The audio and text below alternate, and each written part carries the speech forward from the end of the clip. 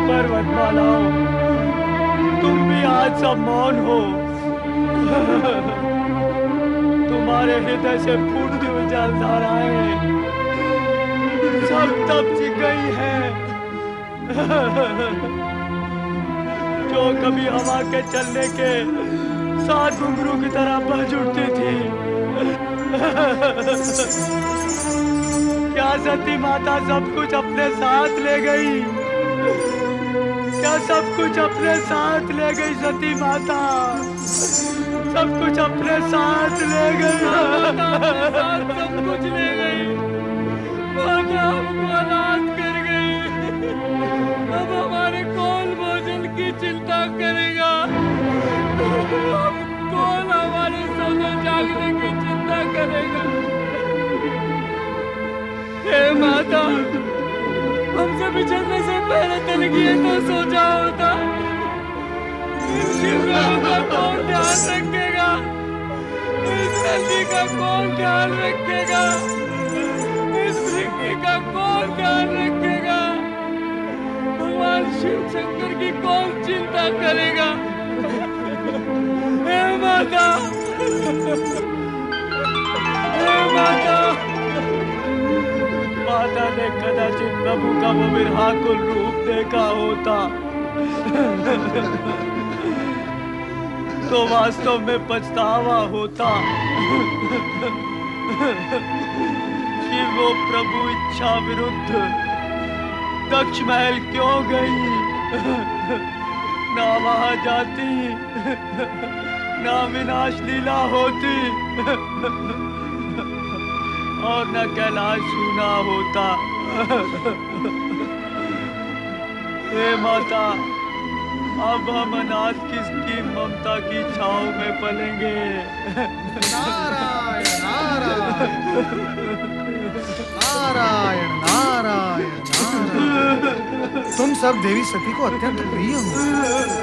यदि इस प्रकार अश्रु बहाते रहे तो देवी सती को और भी कष्ट होगा। शांत हो जाओ, शांत हो जाओ। नंदी, तुम समझाओ इन सबको। हे देव ऋषि, मातृवियोग बड़ा कठिन होता है। हमें तो ऐसा लग रहा है इस कैलाश के पथराए हुए शरीर पर अब जीवन नहीं स्मित कभी नहीं कहलेगी, कभी नहीं। हम सबको मृत्यु के भयावह अंधकार में ही जीवित रहना पड़ेगा। नंदी, ऐसा नहीं होगा। तुम सब देखोगे, एक दिन कैलाश पूर्व जैसा ही हो जाएगा। मौन को स्वर मिलेंगे, रुदन को मुस्कान। नारायण नारायण। हे देव ऋषि, क्या माता सती यहाँ किसी चमत्कारिक रूप से पुनः प्रकट होंगी? माता सती गई कहाँ है जो आप लोग उनके पुनः प्रकट होने की बात कर रहे हैं? माता सती शिवजी की लीला मात्र थी। माता सती का सत्य रूप शक्ति का है जो सदा शिवजी में समाई रहती है। किंतु उनका वो रूप हमें कहाँ दिखलाई देगा? हमें तो अपनी वैसी ममतामय माता की आवश्यकता है जिन्हें हमने खो दिया है। शांत हो जाओ नंदी, शांत हो जाओ। शिव संगिनी पुनः प्रकट होंगी। कैलाश पुनः जीवित हो उठेगा। सत्य है, किंतु कब देव ऋषि? ये तो देवादिदेव भगवान भोलेनाथ ही बता सकते हैं। भगवान तो ध्यान में लीन रहते हैं, उनको हमारी भी चिंता नहीं है। उनसे ये कैसे पूछा जाए कि हमें हमारी माता पुनः कब प्राप्त होंगी? धैर्य रखो शिवगणों, धैर्य रखो। जैसे ही भगवान शिव का ध्यान टूटे, आप शीघ्र ही उनसे ये प्रश्न पूछ लेना। प्रभु के ध्यान हासिल की और तो जाने का साहस भी नहीं होता। वहीं तो माता बैठी रहती थी, उनके चरणों के निकट पुष्प चढ़ाती थी, उन्हें निहारा करती थी। वहां जाते ही हमें सती माता की स्मृतियां। नंदी, शांत हो जाओ। हे देव ऋषि, आप ही किसी उपाय से प्रभु के रहस्य उद्घाटित कराइए ना। वो कदाचित आपको बता भी देंगे। उचित है, मैं प्रयास करता हूं। शिव शिव शिव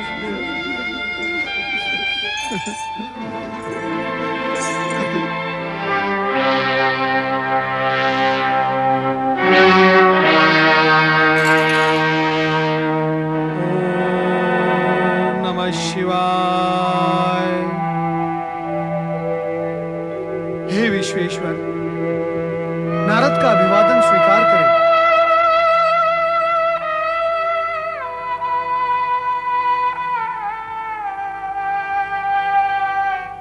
हे शिवशंकर, नारद का प्रणाम स्वीकार हो। हे महादेव, महादेव, मैं बड़ी आशा लेकर आपके पास आया था। हे महादेव, मेरी आशा के साथ साथ आपके प्रिय शिवगणों की आशा का तार भी जुड़ा हुआ है।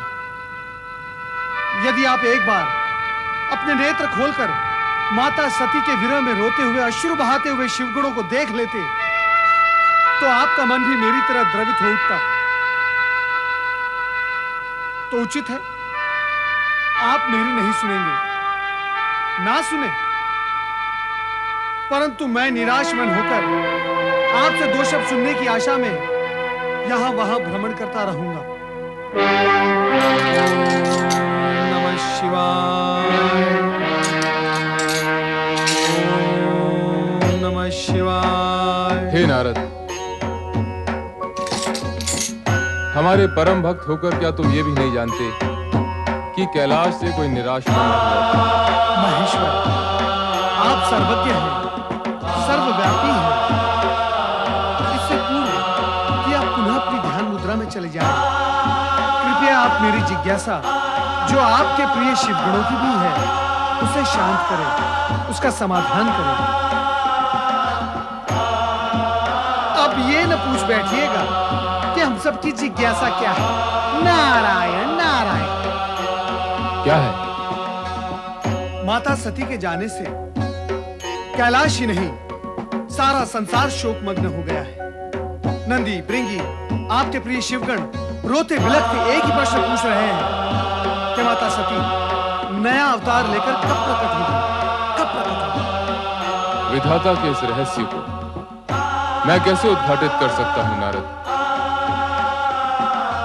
अभी अभी शिवगणों को तुमने स्वयं ही समझाया था कि शिव से शक्ति भिन्न नहीं है, तो अपने ही कथन पर अनास्था क्यों?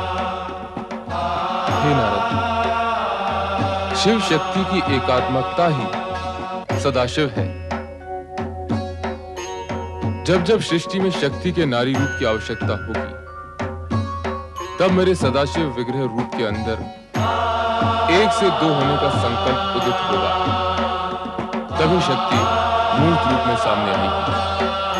यदि इससे अधिक स्पष्ट समाधान के इच्छुक हो, तो तुम्हें सृष्टि के रचनाकार ब्रह्मा जी के पास जाना होगा। ओम नमः शिवाय।